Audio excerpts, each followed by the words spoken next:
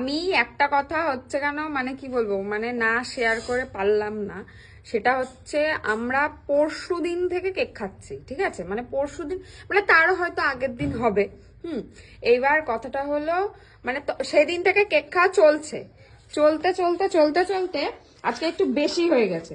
আমি পরশু দিন এনেছি এই কেকটা, ঠিক আছে, এই কেকটা আনার পরে আমি সন্ধ্যাবেলা দোকানে গিয়ে আবার এই কেকগুলো নিয়ে এসেছি, এই যে এই কেকগুলো নিয়ে এসেছি, ঠিক আছে।